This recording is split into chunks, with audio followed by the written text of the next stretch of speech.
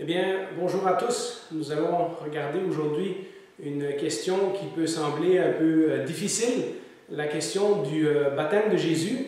Et nous lisons dans Luc chapitre 3, versets 2 à 3. « C'est alors que la parole de Dieu fut adressée à Jean, fils de Zacharie, dans le désert.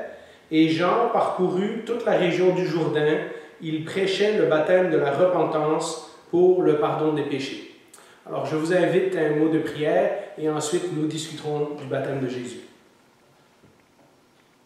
Eh bien, Seigneur, je te demande ce matin que mes explications soient claires, qu'elles soient vraies, et je te demande également que ton Saint-Esprit rende vivant ta parole dans notre vie afin qu'elle nous instruise et qu'elle nous transforme.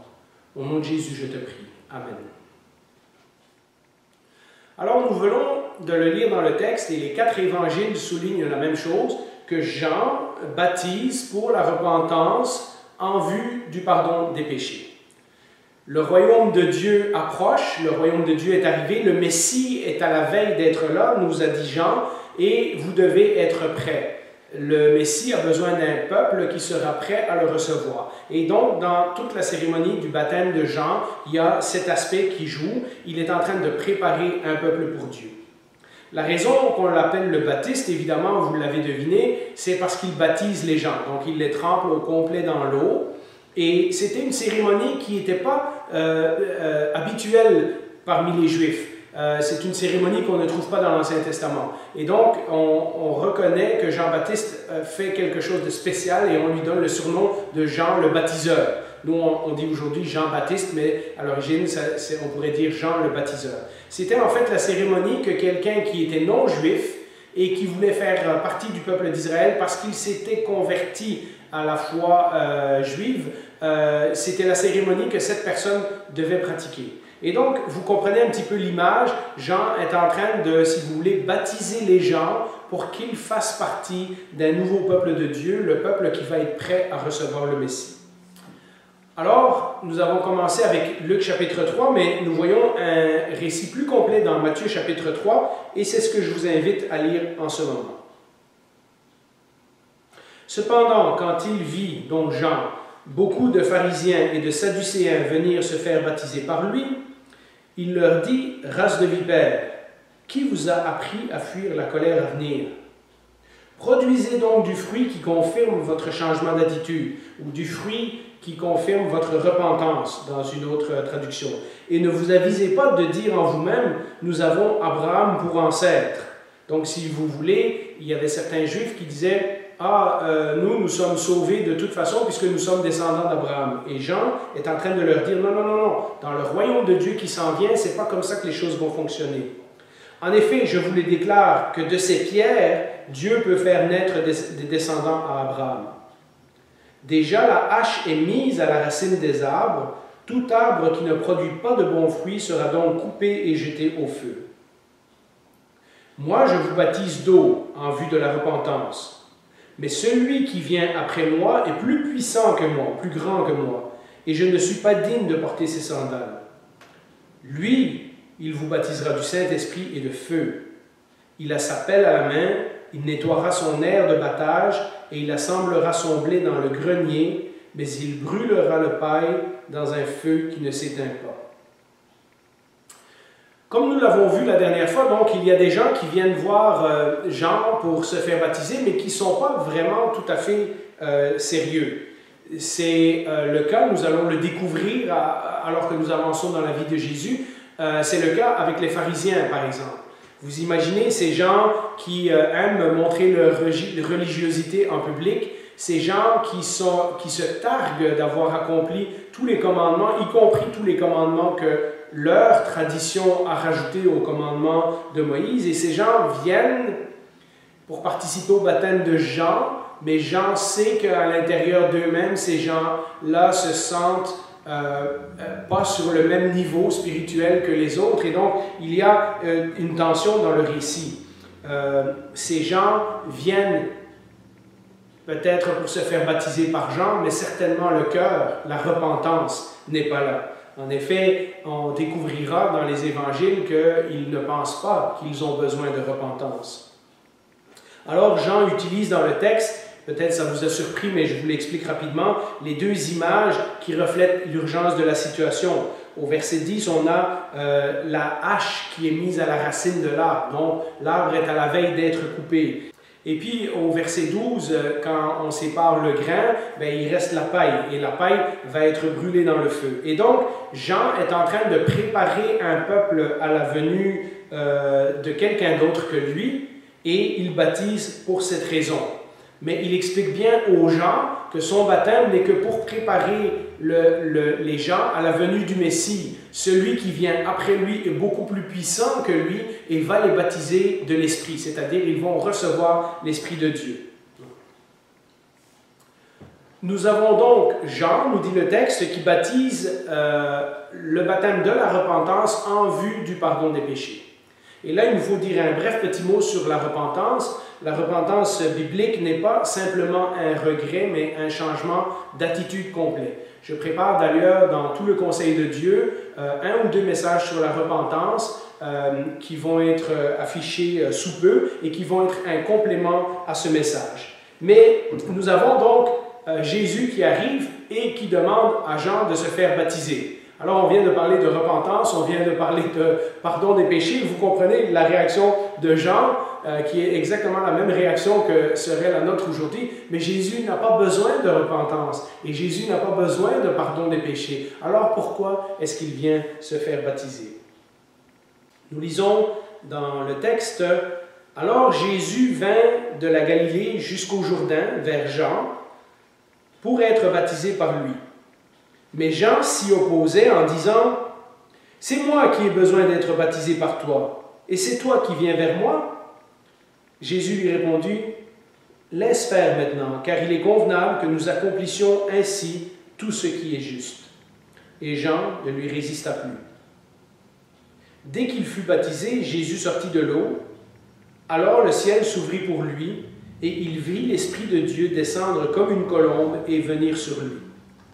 Au même instant, une voix fit entendre du ciel ces paroles, « Celui-ci est mon Fils bien-aimé, qui a toute mon approbation. » Alors de nouveau, on se pose la question, Jésus n'a pas besoin de repentance, Jésus n'a pas besoin de se faire pardonner les péchés, et il n'a pas besoin, comme les pharisiens, de fuir la colère à venir. Alors pourquoi Jésus s'est fait baptiser? Eh bien, ce texte pourrait sembler difficile à comprendre et pourtant, je pense qu'on peut faire confiance en se plongeant directement dans les mots de la parole de Dieu, de découvrir ce que ce texte essaie de nous dire. La première chose que je remarque, Jésus dit à Jean, arrête de t'opposer à moi parce qu'il faut accomplir ce qui est juste. Jésus utilise le mot accomplir. Et c'est un mot important dans l'évangile de Matthieu, car il veut démontrer que Jésus réalise dans sa vie et dans ses actions et dans ses paroles tout ce qui a été annoncé depuis longtemps et par un grand nombre de prophètes dans tout l'Ancien Testament. Et donc ce thème dans Matthieu va revenir souvent, l'accomplissement de ce qui avait été annoncé dans l'Ancien Testament. Dans le récit de la Nativité, si vous vous rappelez, nous avons vu qu'au moins à 4 reprises, Matthieu utilise le mot « accomplir » pour parler des prophéties, des 5 prophéties auxquelles il fait allusion dans Matthieu chapitre 1 et Matthieu chapitre 2, les prophéties qui ont été dites à propos de la naissance du Messie et qui ont été accomplies lorsque Jésus est né. Mais ensuite de ça, si vous faites une recherche par mots-clés et que vous regardez le mot « accomplir » dans Matthieu, une bonne douzaine de fois, il se retrouve jusqu'à la fin de son évangile et à différents moments pour montrer que justement Jésus est en train d'accomplir ce qui avait été annoncé dans l'Ancien Testament. Et tout cela jusqu'à la crucifixion de Jésus. Je vous ai mis dans mes notes une série de références que vous trouverez utile de lire à la maison. L'évangile de Luc et l'évangile de Jean utilisent le mot « accomplir » également souvent. Mais c'est Jésus lui-même qui a dit peut-être le verset le plus célèbre avec le mot « accomplir » dedans, un verset qu'on connaît dans Matthieu 5, 17, dans le fameux Sermon sur la montagne. « Ne croyez pas que je sois venu pour abolir la loi ou les prophètes, je suis venu non pour abolir, mais pour accomplir. » Alors, qu'est-ce que cela signifie? Eh bien, Jésus est en train de démontrer ici qu'en tant que Fils de Dieu obéissant, il décide d'accomplir tout ce que Dieu demande aux humains qui entendent le message de Jean, qui entendent le message de Dieu, même si dans son cas, il n'aurait pas besoin de repentance. Le point important donc, c'est de remarquer que Jésus n'a pas besoin de se repentir, mais malgré tout, il décide d'obéir au message de Dieu que Dieu est en train de prononcer par la voix de Jean, même si dans son cas, on aurait tendance à faire une exception. Il nous indique que le Messie qui est en train d'arriver, le roi qui approche, le roi que Jean est en train d'annoncer, ne se présentera pas aux hommes comme un être supérieur qui n'a pas besoin d'obéir aux mêmes lois de Dieu, mais comme quelqu'un d'humble, comme un serviteur, comme un fils obéissant de son Père. Je pense que c'est Paul dans Philippiens 2, verset 8 qui l'a le mieux exprimé. Il s'est humilié lui-même, se rendant obéissant jusqu'à la mort, même jusqu'à la mort de la croix. Voyez-vous l'obéissance de Jésus, même dans un geste comme le baptême de Jean, dont nous sommes certains qu'il n'avait pas besoin, puisqu'il n'a pas besoin de se repentir et il n'a pas besoin d'être pardonné de ses péchés. Mais son obéissance est une partie nécessaire du plan de Dieu. Lorsque Jésus commence son ministère, il commence par le baptême de Jean. Et il faut que dès le début, il montre qu'il est un fils obéissant à son Père. Pour que nous puissions expérimenter le pardon des péchés, le grand plan que Dieu a pour l'humanité, il va falloir que Jésus soit obéissant en toutes choses, et cela inclut le baptême de Jean. Et vous savez, ce qui commence par l'obéissance de Jésus au baptême de Jean va se poursuivre jusqu'à la fin de la vie de Jésus par son obéissance lorsque il va faire face à la crucifixion. Son obéissance commence là et elle va se terminer à la croix. La deuxième chose que l'on trouve dans l'expression que Jésus dit, il nous faut accomplir ce qui est juste, eh bien évidemment c'est le mot « ce qui est juste ». Jean est en train de demander aux gens de se repentir, donc en d'autres mots d'obéir au message de Dieu.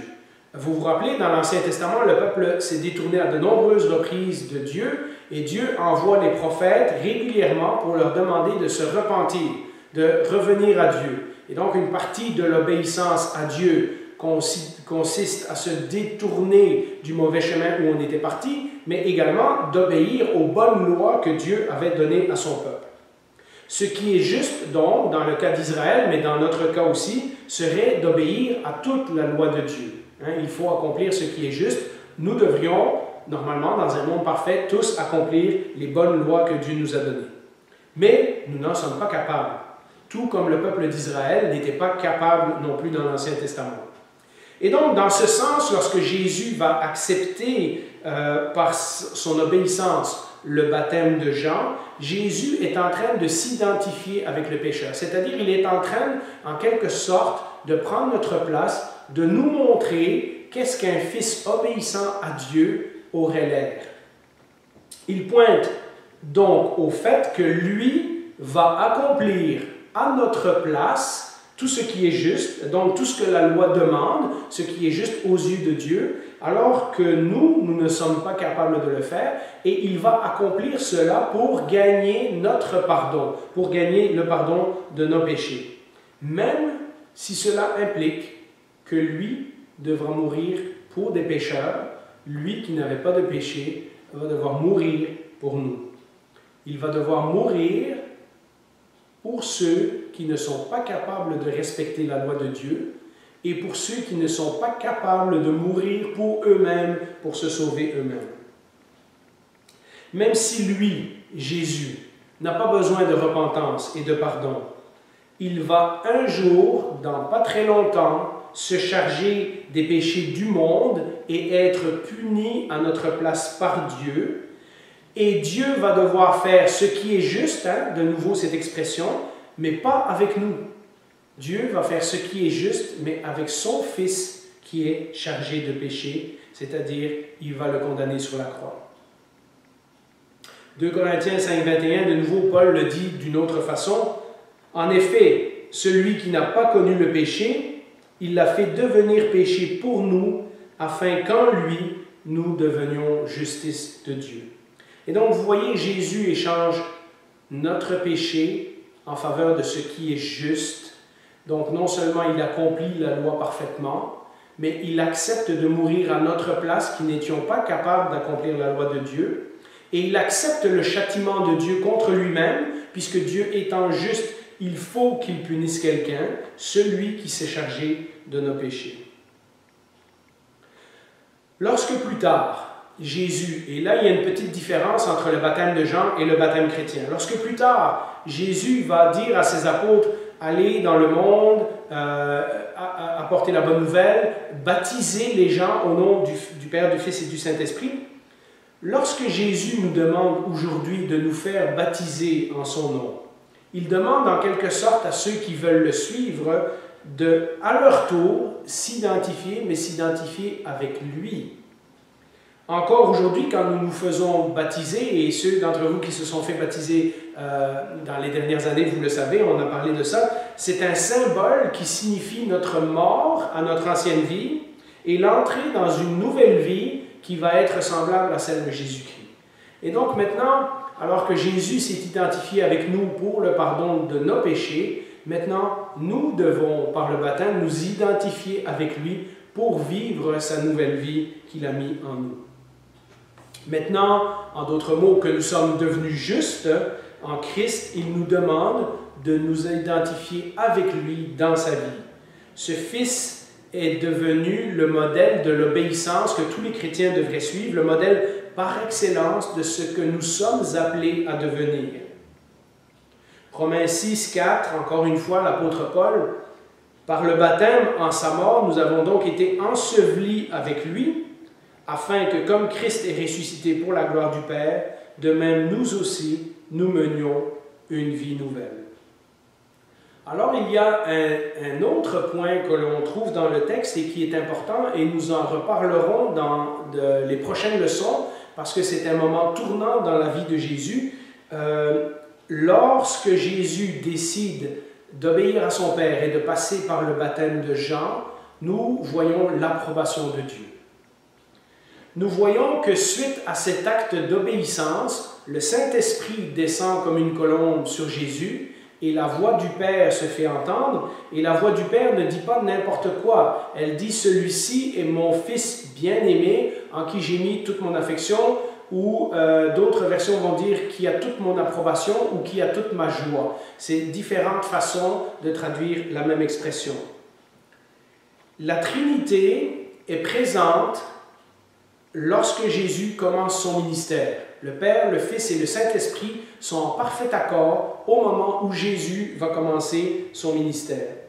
Il est essentiel donc qu'avant que Jésus commence à prêcher, faire des miracles et faire son message, qu'il reçoive la confirmation de Dieu devant les hommes, qu'il est bien son Fils bien-aimé et qu'il a pleinement l'Esprit de Dieu pour accomplir la mission qu'il commence. C'est Jean, donc, le premier à l'âge adulte, qui va confirmer, nous l'avons lu dans les textes les semaines précédentes, qui confirmera à tous que Jésus est vraiment le Fils de Dieu dans le sens du Messie que tout le monde attendait. Et c'est tout à fait approprié donc que le Messie, le roi qui s'en vient, reçoive cette confirmation de la part de celui qui est son messager, de celui qui est son prédécesseur, celui qui est venu préparer son chemin, celui qui a préparé un peuple pour lui. N'oublions pas que le témoignage de Jean a un poids vraiment important. D'abord, il est un prophète connu et choisi par Dieu, et à plusieurs moments dans les évangiles, nous lisons que tout le peuple tenait Jean pour être un prophète, et la parole de Dieu nous a dit déjà, on l'a vu précédemment, que Jean a été choisi par Dieu. Et donc, il est un prophète reconnu par Dieu, mais ensuite, il est aussi descendant d'Aaron et descendant donc d'une famille de prêtres. Et donc, il a ce double rôle, il est un prêtre et il est un prophète. Mais alors, on peut se poser la question, pourquoi est-ce important que Jésus reçoive l'approbation du Père et le signe visible du Saint-Esprit. Eh bien, cela me mène à ma conclusion. Pendant longtemps, au Moyen-Âge, dans les peintures, dans les sculptures, jusqu'à il n'y a pas longtemps, on représentait Jean-Baptiste avec un agneau à côté de lui. Et on comprend alors que c'est une illustration de cette histoire, puisque nous l'avons vu, Jean, lorsqu'il va voir Jésus, va dire « Voici l'agneau de Dieu qui ôte le péché du monde ». Jean l'a annoncé. Ce Jésus, c'est celui qui vient accomplir le plan de Dieu. Et le plan de Dieu, c'est de ôter le péché du monde. Jean a également vu le Saint-Esprit descendre sur Jésus et il en rend témoignage. Cela signifie que celui que Jean a annoncé, vous vous rappelez, si vous retournez dans le texte, celui qui vient après moi vous baptisera du Saint-Esprit. Eh bien, celui que Jean vient de baptiser et sur qui le Saint-Esprit est descendu, c'est celui-là qui va baptiser les gens avec le Saint-Esprit. Mais comment va-t-il faire cela? Comment ça va arriver? Eh bien, nous apprendrons en lisant les évangiles que ça se fera une fois que l'agneau de Dieu aura été sacrifié. C'est lorsque Jésus est mort que le Saint-Esprit sera ensuite répandu sur tous les siens. Alors je termine avec un détail historique, une question de réflexion historique.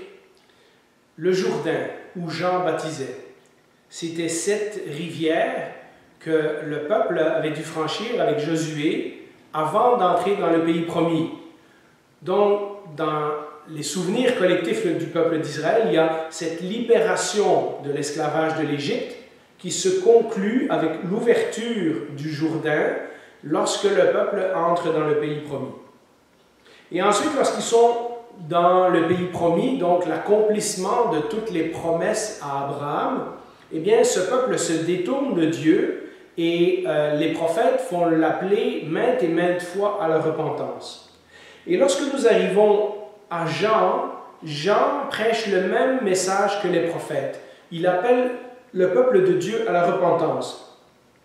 Et c'est pas pour rien que Jean est en train de baptiser dans le Jourdain. C'est comme s'il disait au peuple, vous vous êtes éloigné de Dieu, vous avez besoin de traverser le Jourdain de nouveau, donc de vous faire baptiser, en démontrant votre repentance pour de nouveau rentrer dans les promesses de Dieu que Dieu est en train de préparer dans son nouveau pays promis, dans son nouveau plan.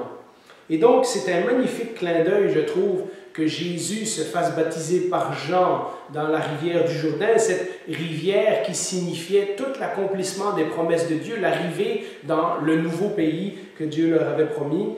Parce que Jésus, lui, vient sur terre, oui, mais il vient pour accomplir une promesse encore plus grande que celle du pays promis, c'est le salut de l'humanité.